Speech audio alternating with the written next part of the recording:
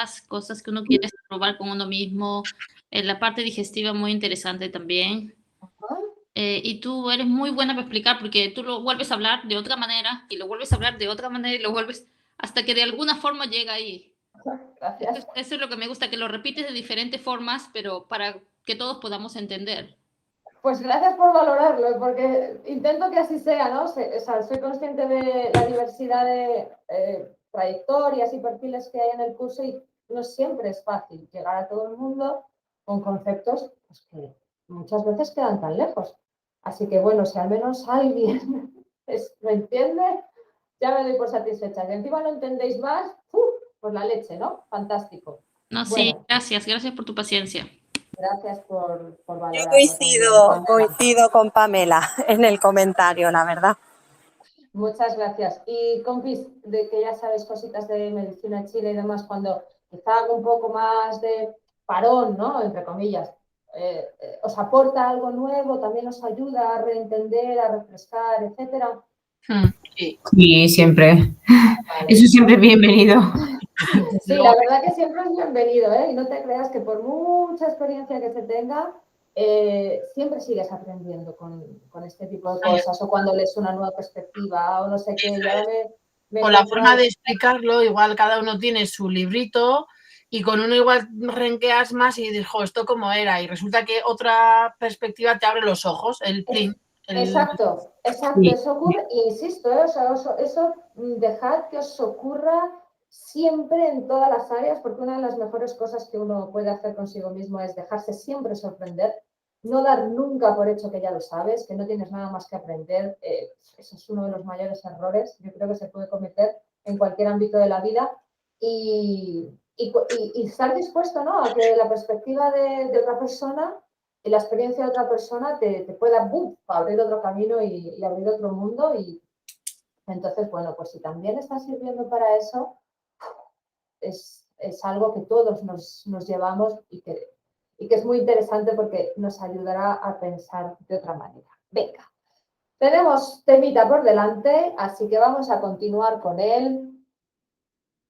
Ah, claro, si no lo voy a compartir, pues espera.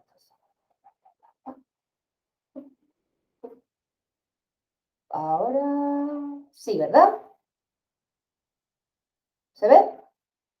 Sí, ahora sí. Bueno, perfecto. Bueno, pues estábamos en la parte en la que ya nos vamos a meter a hablar de lo que implica el intestino a nivel, en este caso, voy a hacer también un abordaje, un acercamiento desde la perspectiva de la medicina occidental sobre lo que implica la salud intestinal en su papel sobre la homeostasis orgánica y después la visión que desde la MTC se puede aplicar a ello.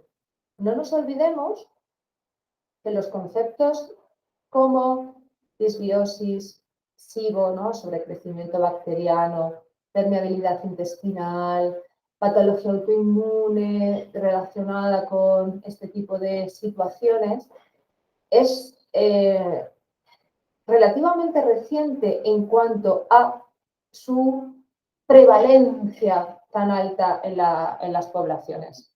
Desde luego no implica que no existiese antes, pero desde luego no en semejante cantidad, en semejante gravedad y, de hecho, en los textos clásicos de medicina china, del mismo modo que sí encuentras conceptos de autoinmunidad. De hecho, probablemente, bueno, por diferentes cosas que he leído, en diferentes artículos, el mismo texto en sí, que también me he hecho con él hace poco, es un tratado sobre el bazo y el estómago de un médico muy famoso de la dinastía Ming del siglo XIII en China. Probablemente ahí es el primer texto médico donde se describe una patología de carácter autoinmune.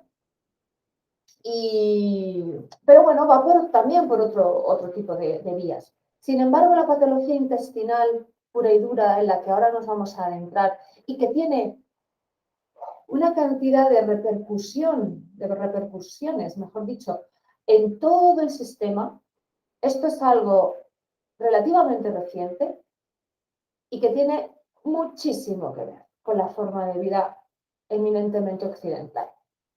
Cambios en el patrón de alimentación, peor alimentación, un montón de productos que no son comida, que son tóxicos o que suponen un esfuerzo digestivo enorme al intestino, al estómago, una sobrecarga a nivel de estrés, tensión, ansiedad, miedo, etcétera, tremenda, que cada vez afecta a gente más y más y más jóvenes.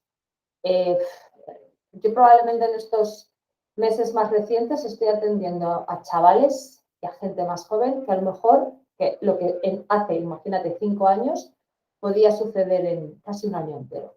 Es muchísimo, en muy poco tiempo. No, nos tiene que hacer preguntarnos un montón de cosas, ¿no? ¿Hacia dónde vamos como sociedad? ¿En qué estamos aceptando? ¿En dónde nos estamos metiendo? Así un poco con la cabeza agacha, con más miedo que otra cosa en muchas ocasiones, ¿no? Sin atrevernos a darnos cuenta de que como consumidores, como decía antes, tenemos mucho que decir y es casi triste, ¿no? Que en lugar de consumidores, por un lado, nos condenen y por otro lado sea casi una de las pocas, de los pocos lugares en los que podemos generar cambio.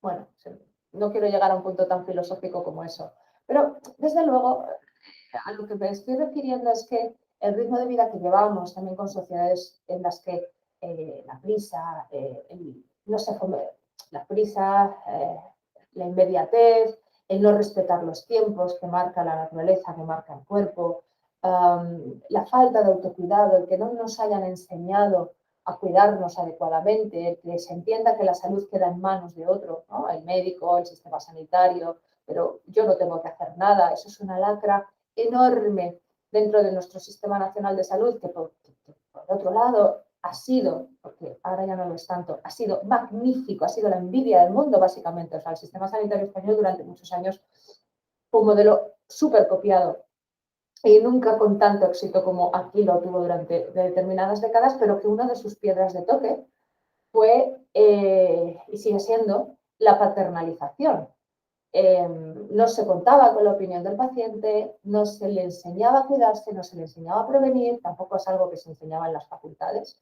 Y de manera que si no hay un cuidado previo, con lo que se trabaja es ya con la enfermedad.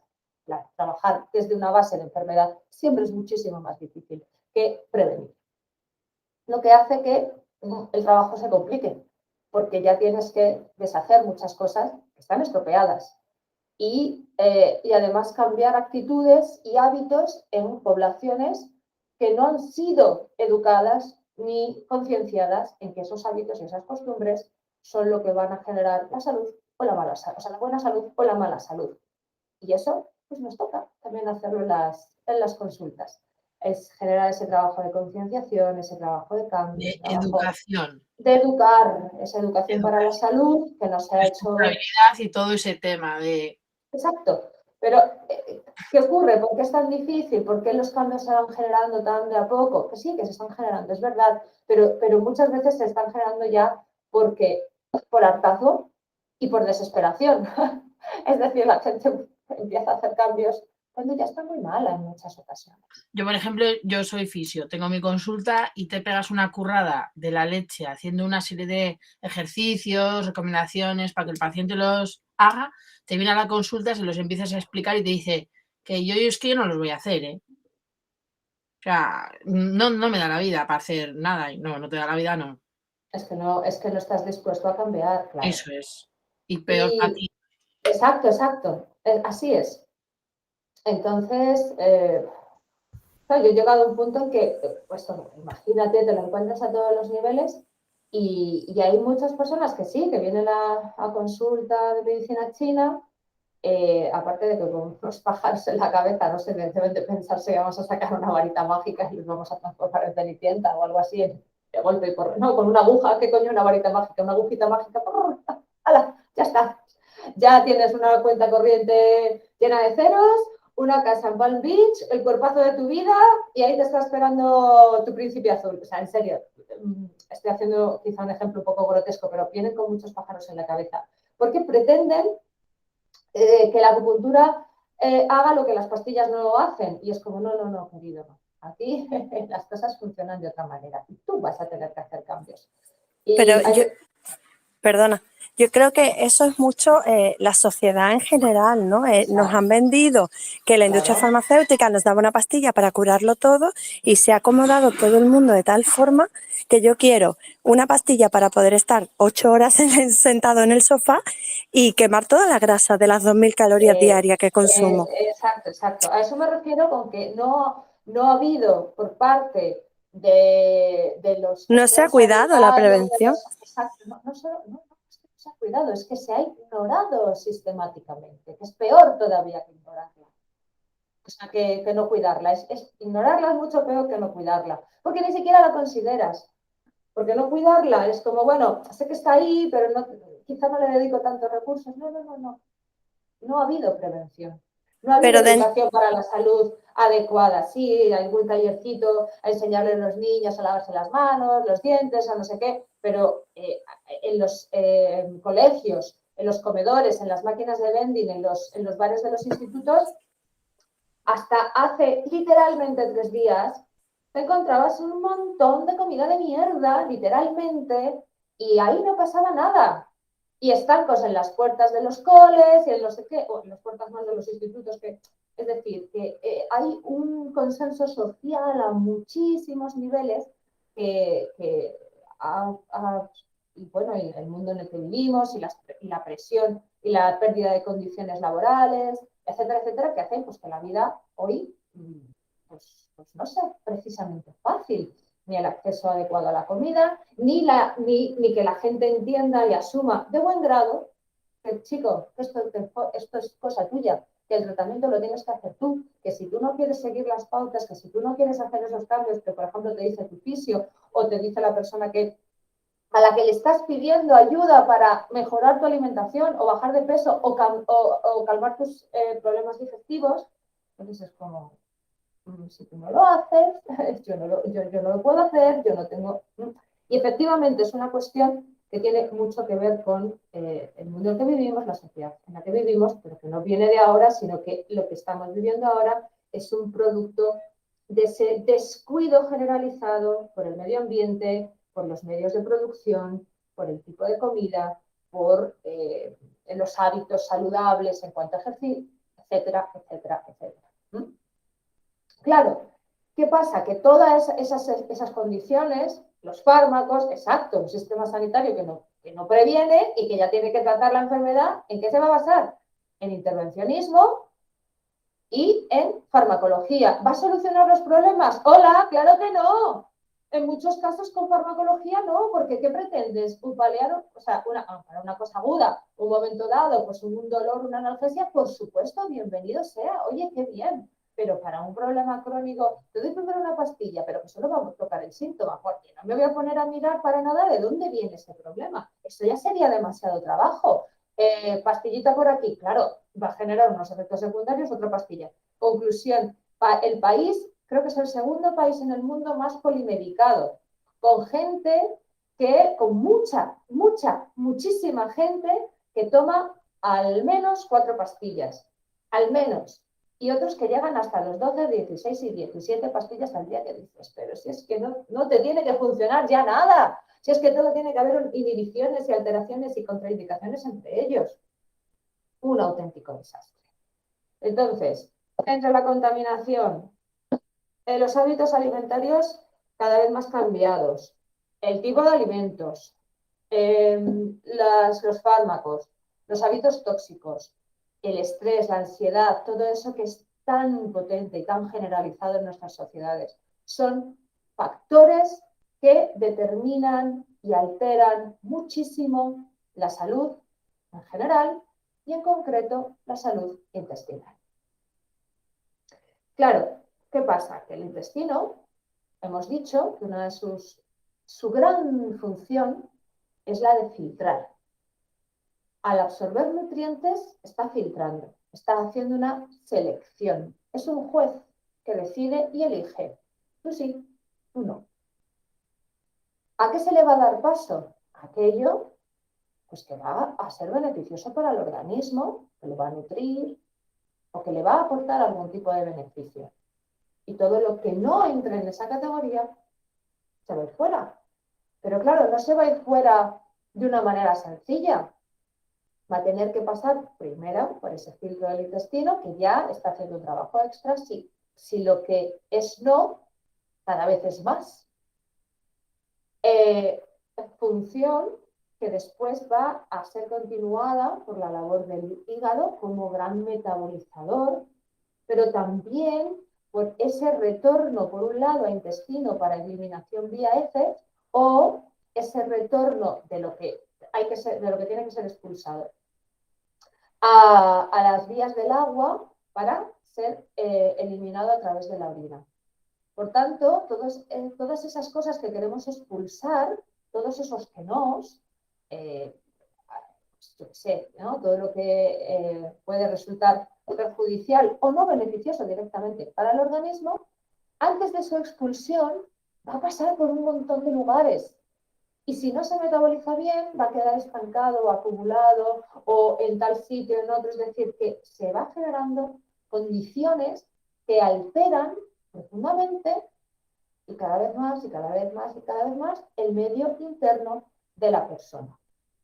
Y uno de los ecosistemas que más van a sufrir con la invasión, tanto en dosis elevadas como en alta frecuencia, de todos esos contaminantes, estresores, aditivos, todas aquellas cosas que el cuerpo no puede incorporar como alimento o como algo beneficioso y que tiene que eliminar, va a ser la microbiota. Creo que todo el mundo sabe lo que es la microbiota, me parece que no tengo que explicarlo, sí. ¿Verdad? ¿Sí es que sí sabéis o que sí tengo que explicarlo? Por mi parte, no. Eso, que no hace falta, que sí sabemos. Vale, perfecto. Muy bien. Pues entonces, la microbiota, ¿no? Que es ese ecosistema bacteriano, tiene una mezcla dinámica, como no, vuelve a aparecer esta palabra otra vez más, de microorganismos que trabaja y se desarrolla bajo la influencia de, por un lado, la genética, pero por otro lado, mucho más determinante, el entorno. Ese entorno es lo que decimos, la dieta, los tóxicos, si hay enfermedad, si hay adecuado descanso, etcétera, etcétera, pues va a estar en unas mejores condiciones o en otras, dependiendo de qué hagamos nosotros. Eso es bastante obvio. Ahora, las funciones que cumple esta microbiota son enormes, tienen muchísima repercusión, pero las más importantes, las más básicas y que dan lugar al resto de funciones, por un lado, está en la digestión y absorción de nutrientes, y con esa digestión y absorción de nutrientes también generan síntesis de vitaminas, es decir, en el intestino delgado se sintetizan determinadas vitaminas, como por ejemplo la vitamina D. Ya no solo que esta es metabolizada gracias a la participación directa del sol sobre la piel, sino que además luego la síntesis, es decir, la generación de nueva vitamina D por parte del organismo, se produce a nivel intestinal. Por eso, si no hay una buena salud intestinal, muchas veces no hay directamente síntesis de vitaminas o de otras sustancias que no necesariamente sean vitaminas. ¿Qué más? Así, acciones interesantes, claro. Van a participar en la metabolización de fármacos porque antes de que, para que lo entendáis bien, todo el sistema digestivo está rodeado, bueno, está profusamente inervado y vascularizado. ¿Por qué? Cuando a través de la mucosa intestinal se absorben los nutrientes o los metabolitos, ¿no?, de los fármacos que luego van a hacer efecto en el organismo, esos metabolitos van en forma inactiva Se activan luego después por el paso por lo que se llama el filtro hepático. Bueno, a lo que voy. Se absorbe lo que el intestino, en condiciones normales, detecta como algo que puede dejar pasar al cuerpo. Hace de guardián, ¿no? De portero. Tú sí, tú no. Ok, tú vas a pasar. Eso no pasa al torrente circulatorio general.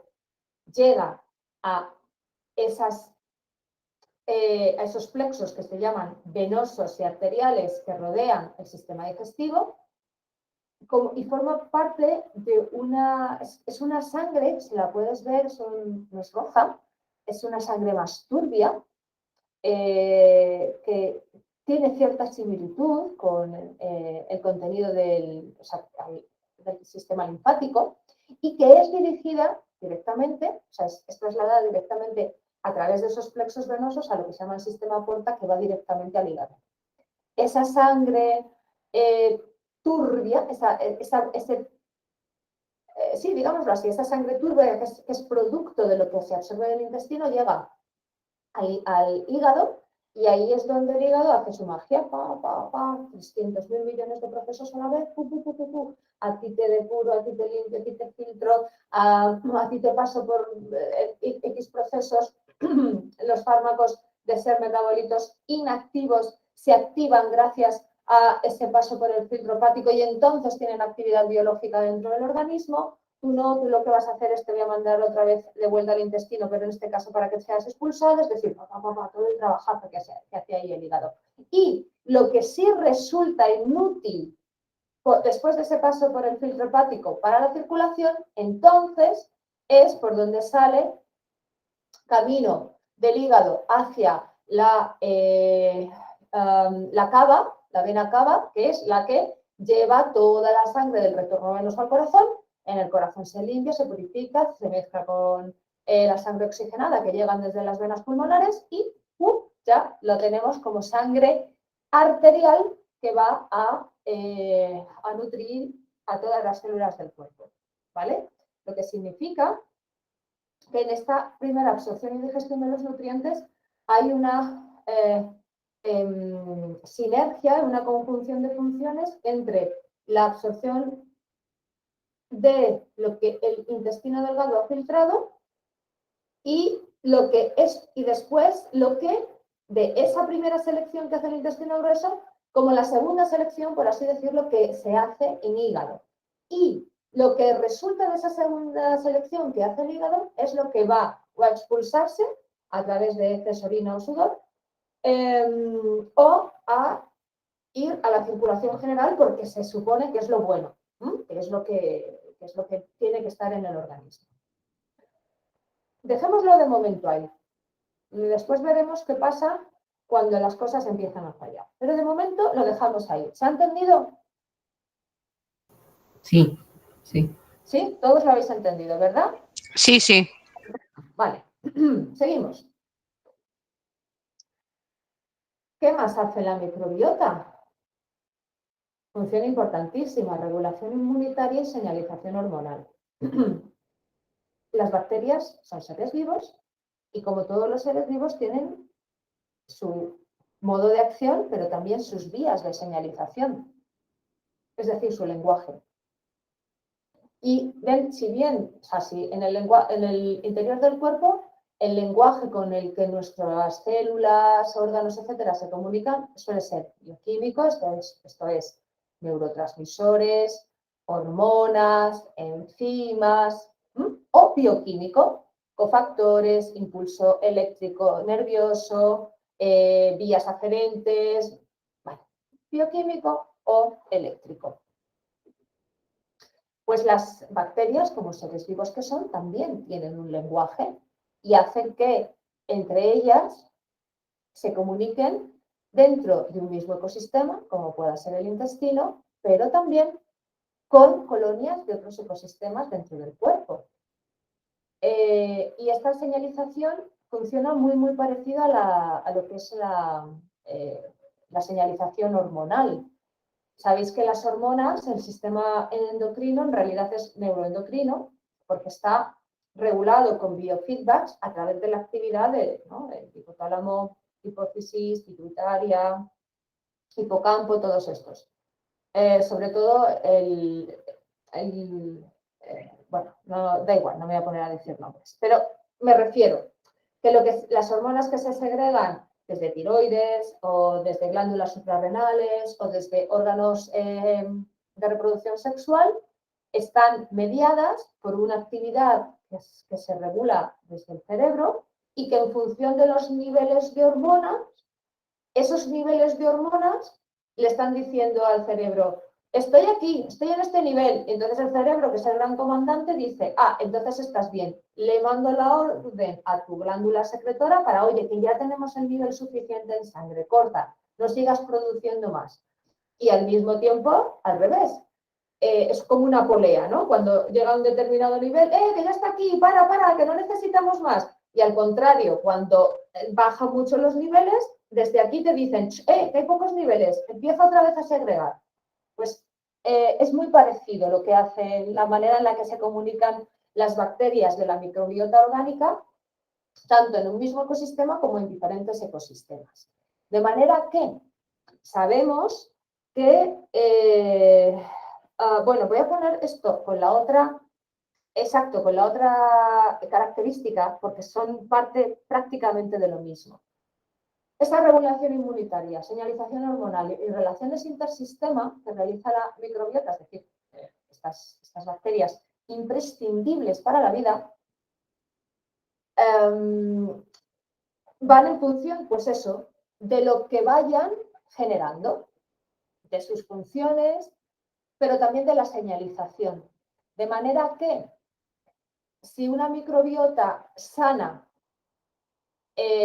funcional y estable está trabajando en el organismo, las señales que va a producir van a decirle al resto del cuerpo con el que están relacionadas, oye, estamos trabajando bien, tenemos buenos niveles, hay estabilidad, y entonces todos los demás sistemas se van a acomodar a eso en función de las órdenes y la comunicación que les llegue desde esa microbiota. Cuando empieza a estar alterada, lógicamente los mensajes hablarán de esa alteración y se generarán cambios que intenten compensar esos fallos, esas deficiencias, pero cuando lógicamente el fallo no se pueda corregir con esa compensación porque viene desde el origen, es decir, desde lo que alimenta o altera la microbiota, esos mecanismos de compensación no son capaces, lógicamente, de compensar lo que tú haces o dejas de hacer a nivel alimentario, o de estrés, o de fármacos, o de hábitos tóxicos. Entonces ya el mecanismo de compensación se transforma en patógeno, porque está empezando a generar unos mensajes de señalización interna que no son los adecuados.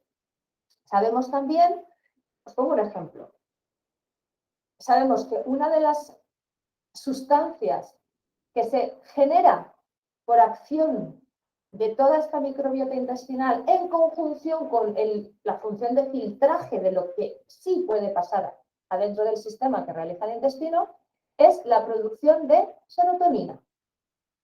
La serotonina es, por un lado, algunos dicen que es una hormona, pero de lo que no cabe duda es que es un neurotransmisor. Es decir, es una sustancia que actúa fundamentalmente a nivel del cerebro. Regula emociones. La serotonina es una de las llamadas hormonas de la felicidad, del ánimo adecuado, del equilibrio en la gestión de las emociones, etcétera, etcétera. Pero desde luego es un neurotransmisor, es decir, tiene su tropismo fundamental a nivel del sistema nervioso central, de neuronas, etcétera, pero se genera desde el intestino. Y luego también resulta, es decir, ¿qué va a significar esto? Que si este sistema está alterado y deja de segregar serotonina, va a afectar esa falta de serotonina al funcionamiento normal del sistema nervioso. Por supuesto, porque ya está dejando de tener algo con lo que el cerebro cuenta y va a haber afectación neurológica probablemente no afecte tanto a un sistema, a un problema de nervios, de conducción nerviosa, de movilidad y cosas así, pero sí a nivel de ánimo y de conducta y de gestión de emociones. Va a afectar o sea, lo que ocurre en el intestino llega a afectar a lo que ocurre en el sistema nervioso y puede llegar a afectar a lo que ocurre en el sistema endocrino y puede llegar a afectar a lo que ocurra en otro tipo de sistema, no necesariamente el digestivo. Es decir, que afecta a un montón de funciones más allá de su esfera. Y esto es obvio cuando tenemos en cuenta y no nos olvidamos jamás que el cuerpo es un conjunto dinámico en constante interacción mutua. Y lo que ocurre en una parte del sistema, si no se resuelve, poco a poco va a ir acabando, afectando por ondas como ondas expansivas a el resto del sistema. Haciendo que además las cosas se embrollen, porque cuando una cosa falla y se mantiene el fallo, empieza a afectar a otra, esta otra falla y se entiende, ¿verdad? Como el engranaje, cuando hay un bloqueo en un sitio, ya no solo va a afectar a ese sitio, sino que a la larga acabará afectando a más partes de ese engranaje. Pues eso es lo que ocurre también cuando la microbiota se ve afectada. Y regulación inmunitaria es porque en esa función, vamos, yo creo que esto es muy obvio y que hasta podríais explicarlo vosotros si ahora os preguntara, pero para no poneros en ese brete,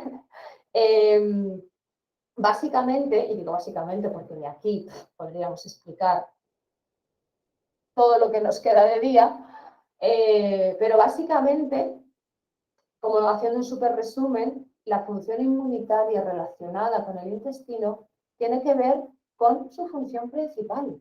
En el momento en el que está filtrando, seleccionando y decidiendo lo que es bueno para el cuerpo y lo que no es bueno para el cuerpo, eso es inmunidad pura y dura. ¿En qué consiste la función del sistema inmune? En bloquear lo que no nos viene bien, en potenciar lo que nos protege y una vez que ha habido acceso de patógeno, reconocerlo y generar los mecanismos adecuados para actuar la próxima vez que ese patógeno entre. Por lo tanto, si el intestino delgado está filtrando lo que sí y lo que no, ya está reconociendo lo que es bueno de lo que no es bueno. Eso es inmunidad, vamos, o sea, aquí y en cualquier otro lado. ¿Está claro? ¿Se entiende? Sí, se entiende. ¿Se entiende? O sea, estoy haciendo un resumen de por qué el intestino delgado tiene mucha relación con el sistema inmune, con la inmunidad primaria, ¿vale? Luego, insisto, si quisiéramos ya seguir ahondando en las características de este proceso inmunitario, digamos, para horas y horas. Perdón. Y luego, bueno,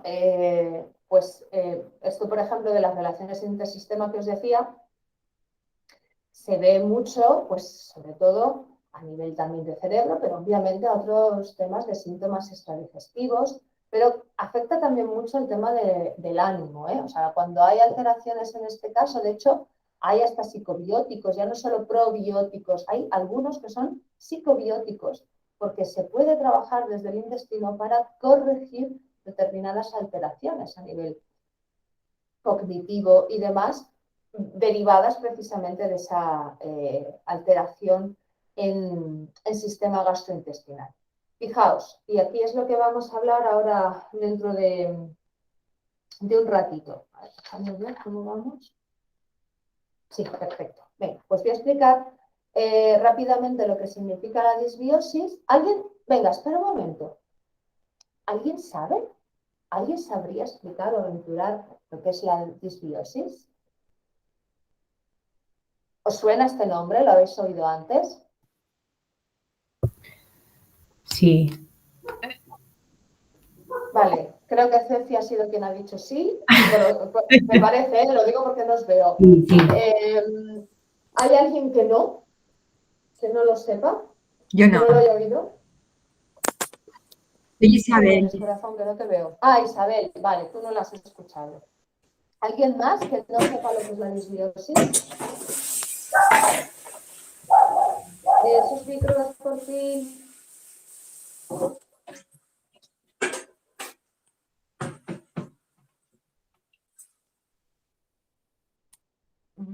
Bueno, nadie más se anima a decir algo, nadie más se anima a contestar. Ok, Ceci, ¿te deberías capaz de, aunque sea así a modo muy rápido, de comentarnos lo que es la disbiosis? A ver, yo intento, ¿eh? Dale, dale. La primera vez que oí hablar de esto fue en el curso que hice contigo de estética integrativa. Pues si no me equivoco, creo que es como una pérdida en la estructura de, digamos, de las capas que conforman todas las células de la microbiota, haciendo que ese fallo en la estructura produzca una mayor hiperabsorción, no, al contrario. O sea, que Vale. no se haga bien el trabajo. Estás hablando de del síndrome de intestino permeable o la hiperpermeabilidad intestinal. Yo diría que la disbiosis es la alteración de lo que son las bacterias intestinales. Cuando hay un desequilibrio, el sistema digestivo entero se altera y se produce pues distensión, problemas a la hora de la absorción. En fin, yo haría ese resumen. Vamos por lo que dice María. Vale, perfecto. Sí, sí, vas muy bien. Ceci, lo que tú has dicho es como una evolución ya a peor patológica de lo que previamente se ha iniciado como una disbiosis. O sea, lo que tú has comentado es algo que veremos, que hablaremos de ello, pero que ya es una condición patológica mucho más severa y tardía. Mientras que lo que ha dicho María va más en la línea. Efectivamente, a un mega resumen, se puede afirmar que la disbiosis es la alteración en las bacterias que componen la microbiota. Vale. Resumen total. Resumen total, pero claramente entendible. O sea, si tú solo quieres hacer entender a alguien muy rápidamente, eso es suficiente. Ahora estamos en clase y vamos a profundizar un poco más. Fijaos, este cuadrito es muy simple, pero muy entendible. En un estado sano, pues todo funciona bien, es eficaz, energéticamente al cuerpo no le cuesta demasiado, los procesos no generan ningún tipo de síntoma y bueno, pues hay alegría y felicidad. Ahora, te pone aquí debajo, ¿no? Te habla pues, de lo que significa un estado sano, básicamente. Esto, aquello, no sé qué, esto también normal, todo estupendo. Y ojo, te pone microbiota intestinal normal, claro, que es normal. ¿A qué llamamos normal? Ok. Cuando todo está en funcionamiento óptimo, la comida es buena, no hay demasiado estrés, siempre hay un poco de estrés en la vida, ¿no? Porque al final no es un error de diseño del universo que exista el estrés. Lo que no está bien es que sea tan continuado y por tantas vías distintas como ocurre en nuestra cotidianidad. Ni tanto fármaco, ni tanto contaminante, ni tanto de todo lo que no es bueno. Cuando todo eso va produciéndose una y otra y más veces y todos los días y de repente encima tengo un disgustazo o me ha pasado tal cosa o se me ha inflamado una muela y tengo que estar tomando antibióticos hasta que no sé cuánto, suma y sigue, suma y sigue, suma y sigue, todas las condiciones que tanto desde el medio externo como en el medio interno, porque al final el estrés, y los fármacos y la mala dieta y todo lo demás, alteran profundamente el medio interno, tanto a nivel físico, del terreno, como a nivel sutil, que sería la función. Pues esta alteración, lógicamente, va modificando tanto el terreno, es decir, puro y duro, el lugar donde se asientan y viven estas colonias bacterianas, como afectando a la función que estas mismas realizan. Porque si bien existe la capacidad de ese filtraje, de ese separar, si lo que les va llegando continuamente supone un súper esfuerzo de filtraje con cosas que ni siquiera se reconocen, porque, insisto, antropológicamente, a nivel de evolución humana, los cambios que se han producido en muy pocas décadas en cuanto al tema nutricional, con los aditivos, los colorantes, los conservantes, los pesticidas, las hormonas, los medicamentos de los animales, todos los condicionantes, estresores, contaminantes que les puedan llegar por otro lado a esos alimentos, más los fármacos, más tal, es tanta la dosis y tan nuevos esos productos que esas bacterias que derivan de una evolución de millones de años no tienen la capacidad de detectar si tal cosa o tal otra a ese nivel, a esa dosis, a esa cantidad tan exagerada es bueno o no. Evidentemente, un E327 no lo va a catalogar como alimento, pero es que no es que de vez en cuando les llegue un E327, es que todos los días, para muchas personas, lo que están incorporando a su cuerpo, a su sistema digestivo, está tan saturado de todas esas cosas. Me da igual el origen, ¿no? Que sea por tabaco, por fumar, por alcohol, por alimentación mala, por medicamentos, por drogas, por lo que sea. Se satura tanto al organismo que no tienen la capacidad de dar abasto. Es como si a ti te dejan sola con el trabajo de tus 5 compañeros de departamento porque se han ido. No vas a poder cumplir el trabajo, vas a estar saturada y vas a acabar petando.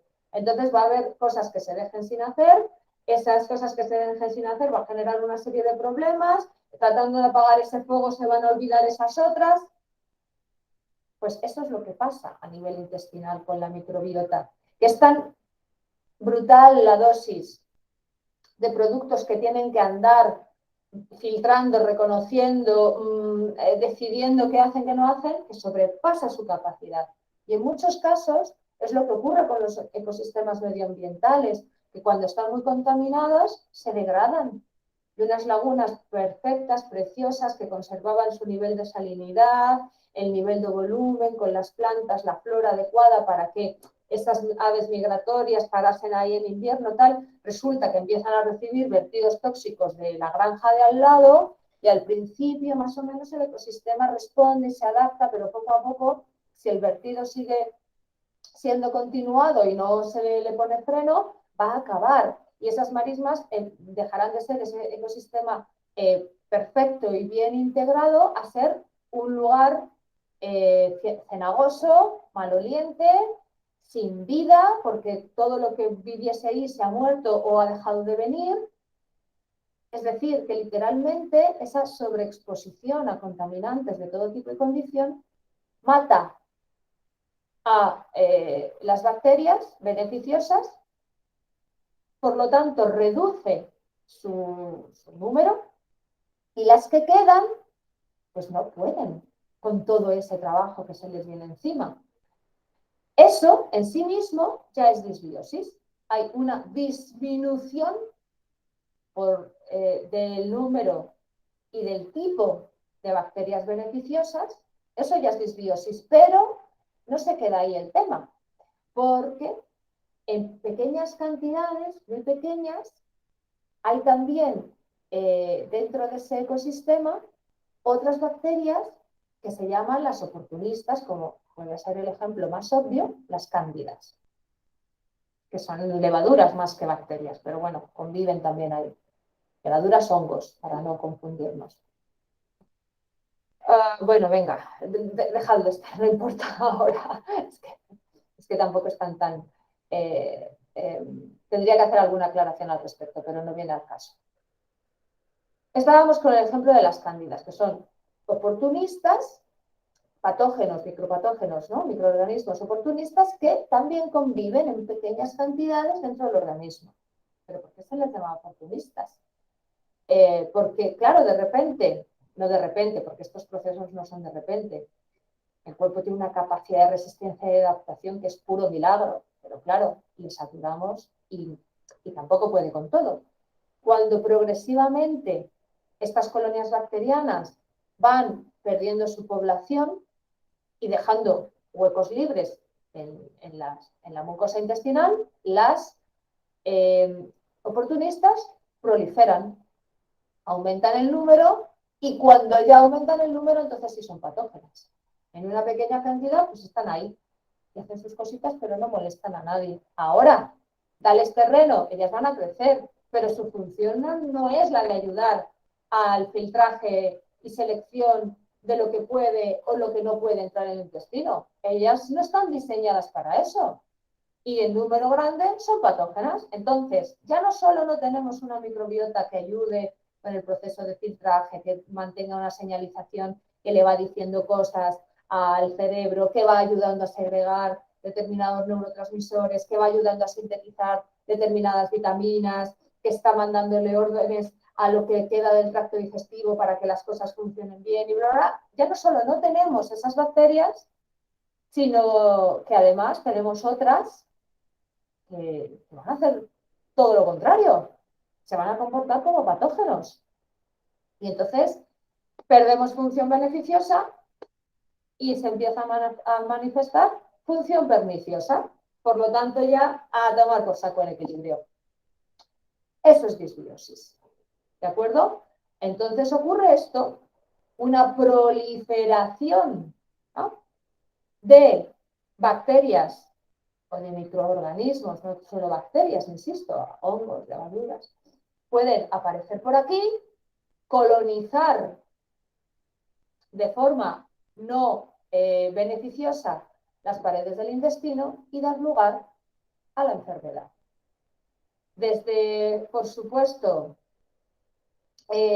alteraciones digestivas, pero claro, la señalización, que es lo que hablábamos antes, que mandaban las buenas, hacían que todo el sistema funcionase armónicamente. Sin embargo, la señalización que mandan estos patógenos, porque obviamente también son seres vivos y tienen su metabolismo, sus desechos y su lenguaje, pero claro, ya le están mandando, ya están generando otros mensajes distintos y el cuerpo trata de adaptarse a ello, pero claro, aquello no es equilibrado, aquello es patógeno. Entonces, una de las primeras reacciones que va a poner en marcha el cuerpo ante aquello que a nivel general se detecta como patógeno es la inflamación como medio natural de proteger un tejido y expulsar a los patógenos. Como estos no se van a ir así porque sí, y menos todavía si desde fuera tú sigues alimentando a estos patógenos y matando a los beneficiosos, entonces se va a perpetuar esa inflamación de bajo grado, que es algo hiper común cuando ya se asienta la disbiosis, y esa inflamación de bajo grado va a estar en la génesis, desarrollo y mantenimiento de muchísima patología crónica y autoinmune, y empieza por aquí. Van a estar esa inflamación no resuelta, además de consumir un montón de recursos del organismo, va a seguir alterando y desnaturalizando los mensajes de señalización biológica que el cuerpo tiene consigo mismo. Por tanto, al final va a ir mandando esas señales de teléfono escacharrado al resto del cuerpo, haciendo que, por eso, mucha patología que tiene origen en intestino por nuestros malos hábitos, tengan un montón de manifestaciones extradigestivas que muchas veces despista y se quiere ir a lo neurológico o a lo no sé qué, olvidando la base, que es el centro, la tierra, la digestión y la nutrición adecuada de todo el organismo. Así que, señoras, señores, os he hecho una presentación de disbiosis alumnos, alumnos disbiosis, hola, familiarizados entre vosotros porque vais a tener que lidiar con esto y pensar en estas posibilidades de aquí en adelante, si queréis trabajar a nivel profesional, amateur o puramente personal con temas de alimentación. Estos conceptos no se os pueden ir de la mano, porque desgraciadamente son el pan nuestro de cada día y cada vez más en la mayoría o en un porcentaje muy alto de población. ¿De acuerdo? ¿Alguna duda respecto a esto? ¿Algo que comentar, algo que aclarar? Etcétera, etcétera. ¿No? ¿Ha quedado claro?